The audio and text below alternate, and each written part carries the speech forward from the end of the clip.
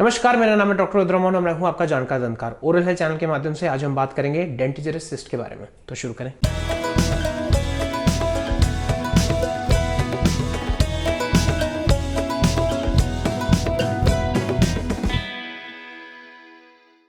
तो आज हम बात करेंगे डेंटिजरस सिस्ट के बारे में। डेंटिजरस सिस्ट का मतलब क्या होता है? It is a cyst associated with an unerupted tooth, यानी कि जो दांत आपके ओरल कैविटी में जो है निकले नहीं है, अनइरप्टेड है, उसके साथ में एक एसोसिएटेड सिस्ट बन जाती है और इसको हम बोलते हैं डेंटिजरस सिस्ट। प्रॉब्लम क्या आती है? जनरली ये एसिम्प्टोमेटिक होती है, लेकिन जब आप रूटीन रेडियोग्राफिक एग्जामिनेशन पे जाते हो, यानी कि आपने कभी ओपीजी एक्सरे अगर करवाया होता है तो हमें ये अलग से दिख जाती है। यूजुअली इसमें कोई सिम्टम्स नहीं आते हैं, लेकिन जब ये इसका साइज इतना बढ़ जाता है कि आपको जो है बोनी स्वेलिंग लगनी शुरू होती है या इसमें इन्फेक्शन हो जाता है, तो उसमें आपको जो है सिम्टम्स आने शुरू होते हैं, जैसे कि आपको दर्द या बोनी पेन जो है होना शुरू होता है। अब बात करते हैं ये कब होती है। 20 से 40 साल की उम्र में जनरली डिटेक्ट होती है। छोटे में जितने छोटपन में अगर ये डिटेक्ट हो जाए तो उसको अच्छा होता है, उसको निकालना ज्यादा आसान होता है।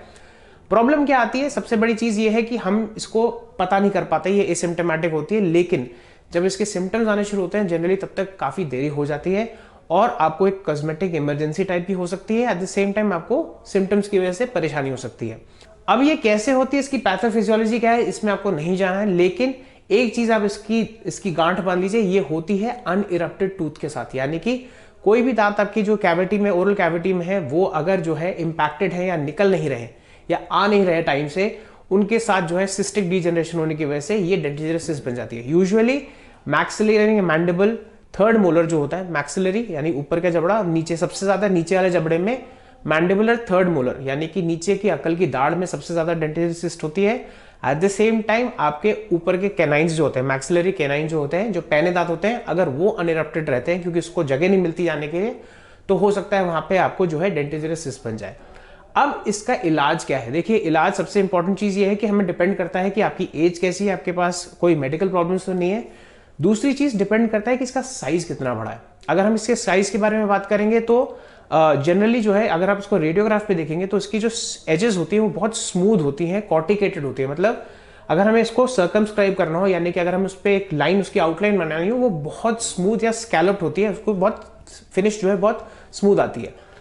अगर सिस्ट बहुत बड़ी है तो हम इमीडिएटली उसको निकालते नहीं है, जिसको हम बोलते हैं इन्यूक्लिएशन। इन्यूक्लिएशन का मतलब है कि सिस्ट को पूरा निकाल दिया अपने ल्यूमन के साथ में, उसको हम पहले मार्सुपियलाइज करते हैं। मार्सुपियलाइजेशन का मतलब क्या है? मार्सुपियल एनिमल्स वो होते हैं जिनके उनके एक यहाँ पे एक पाउच होता है, जैसे कैंगरू होता है ना, तो वैसे ही हम एक तरीके की कैविटी बनाते हैं और उसको जो है छोड़ देते हैं, जिससे जो सिस्ट का फ्लूइड है, वो एक स्ट्रॉ कलर्ड फ्लूइड होता है, वो धीरे धीरे करके ड्रेन हो जाता है और धीरे धीरे करके उसके बाद जो है आपका सिस्ट का साइज कम हो जाता है और वहां पे हो सकता है हड्डी भी बननी शुरू हो जाए।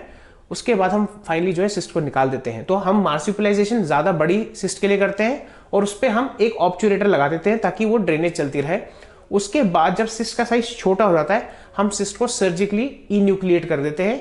हो सकता है कि इसमें हमें थोड़ी सी हड्डी काटनी पड़े और इसके लिए हमें बोन ग्राफ्ट की जरूरत पड़े, and specially around mandibular third molar, यानी कि नीचे के अकल की दाढ़ की जो सिस्ट होती है, वो काफी हद तक जो है आपकी ये वाला जो रैमस होता है मैंडिबल का, यानी कि जो इसकी एज होती है, वो जो है उसको खा जाती है। तो डेफिनेटली आपको सर्जिकल थेरेपी में जो है थोड़ा सा रिहैबिलिटेशन करने की जरूरत पड़ती है।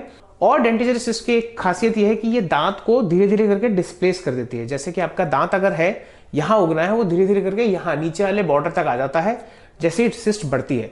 इसमें घबराने की कोई बात नहीं है, क्योंकि जनरली ये सिस्ट बिनाइन होती है और इसका जो है कैंसर से ताल्लुक बहुत कम रहता है। लेकिन अगर आप बात करें, जब आप रेडियोग्राफ पे देखते हैं यानी कि एक्सरे पे देखते हैं और अगर आपको लगता है कि आपकी स्वेलिंग बढ़ गई है, तो आप ऑब्वियसली, बहुत नॉर्मल चीज है कि आप घबरा जाते हो और ऑब्वियसली अगर आपको सर्जरी करानी है तो उसके बारे में अपने को सोचना पड़ता है। लेकिन इसका सक्सेस रेट अच्छा है, रेकरेंस बहुत कम रहती है। डिफरेंशियल डायग्नोसिस में काफी ज्यादा डायग्नोसिस होती है, इसके लिए हम एफएनएसी पहले करा देते हैं, या तो एफएनएसी यानी कि फाइन नीडल एस्पिरेशन साइटोलॉजी, या फिर हम जो है इसकी बायोप्सी करा के हम जो है पता कर सकते हैं, इसको जो है माइक्रोस्कोप के अंदर डाल के इसकी जो भी स्लाइड बना के, और हमें पता चल जाएगा कि ये कौन सी चीज है, क्योंकि हर चीज की डायग्नोसिस हिस्टोपैथोलॉजी यानी कि माइक्रोस्कोपी से पता चलती है और उसके बाद जो है पुष्टिकरण के बाद हम इसका इलाज कर सकते हैं। तो ये था आज का episode. Please like share subscribe करिए और बेल आइकन को दबाना ना भूलिए ताकि आपको इंपॉर्टेंट अपडेट्स मिल जाए। अगर आप मेरे से संपर्क करना चाहते हैं तो प्लीज मुझे डायरेक्टली कॉल करने से रिफ्रेन करिए।